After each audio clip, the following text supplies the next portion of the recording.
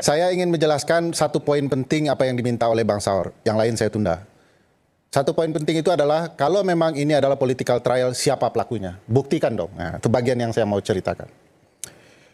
Saya ingin ceritakan sebagai konsep bukti petunjuk. Bukti petunjuk itu ketika saya ke pasar jalan-jalan, ada penjahit yang menjahit kopiah, ada bintang 5-nya. Saya tanya, ini pesanan siapa? Bang Saur. Wah, teman saya nih. Pernyataan tukang jahit itu baru bukti petunjuk. Apakah benar pemesannya Bang Saur atau tidak? Forum ini memastikan bukti petunjuk itu dengan bukti bahwa kopiah itu ada di kepala Bang Saur. Saya mau ceritakan, apakah ada peran Pak Presiden Jokowi dalam kerumitan berhukum di Indonesia, terutama dalam pemberantasan korupsi.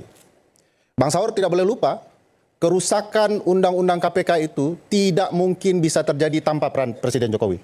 Valid. Tanpa hak Presiden, itu undang-undang pasti tidak jalan.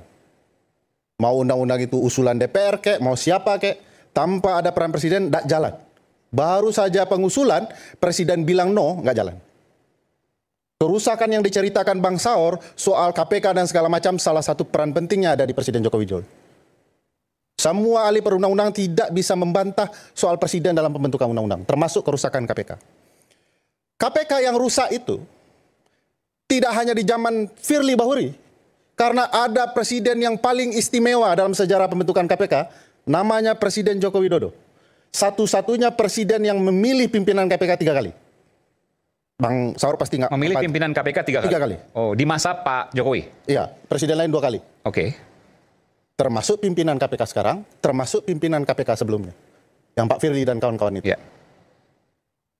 Artinya orang yang sama punya peran, punya kendali dalam satu lembaga karena dialah yang membuat lembaga ini menjadi rumpun kekuasaan eksekutif. Siapa eksekutif ketika itu? Presiden Joko Widodo. Pertanyaan besarnya, kalau dia sudah di bawah rumpun kekuasaan eksekutif, bisakah Presiden mengendalikan lembaga ini? Bisa. Jawab saya bisa. Karena peran kejaksaan pun sama. Ingat, KPK, kejaksaan, pimpinannya hari ini, kedua-duanya dipilih oleh orang yang sama. Presiden Joko Widodo. Bukti petunjuk. Bukti petunjuk berikutnya, kedua-dua orang yang ada di peradilan ini, baik Hasto maupun Tom Lembong, menyebut nama Presiden Joko Widodo baik di luar dan di dalam persidangan yang berkaitan dengan kasusnya. Sebagaimana ilmu para lawyer, banyak lawyer di sini. Kalau dalam suatu perkara, terdakwa, tersangka, menyebutkan nama orang, apa yang dilakukan aparat penegak hukum? Mohon dijawab saya. Ilmu hukum sederhana adalah memanggil orang yang disebutkan. Pertanyaan besarnya, kalau Presiden Joko Widodo tidak bisa dipanggil ketika itu sebagai presiden, karena dia presiden, semua anak buahnya dia, sekarang tidak lagi presiden. Perkara itu berjalan, dia sempat tidak jadi presiden.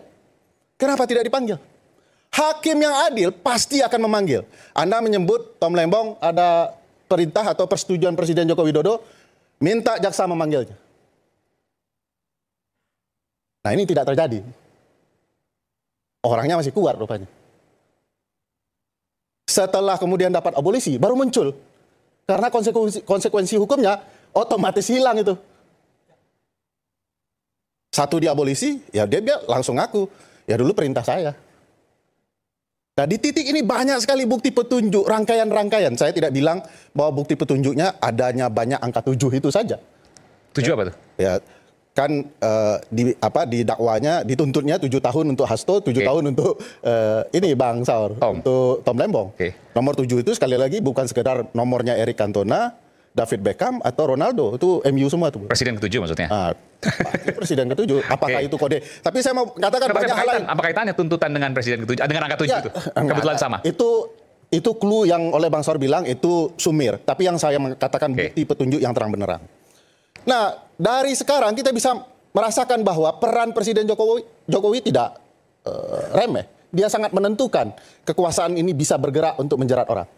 Ya. Nah, jadi dalam perspektif saya, orang yang bersalah pun tidak berhak mendapatkan peradilan yang tidak fair.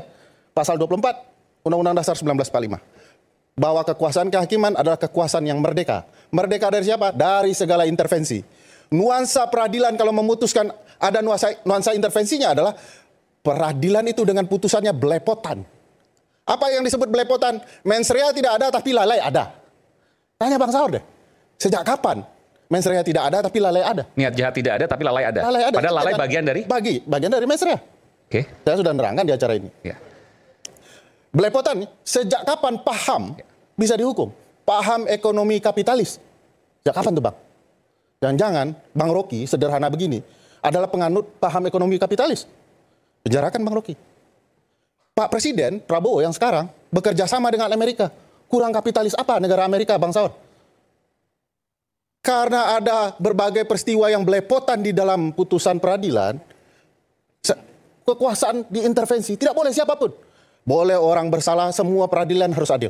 Setiap orang, pasal 28D mengatakan, berhak mendapatkan kepastian hukum dan proses hukum yang adil. Mau dia penjahat sekelas apapun, tidak boleh hakimnya adalah orang yang pernah dendam sama dia. Tidak boleh.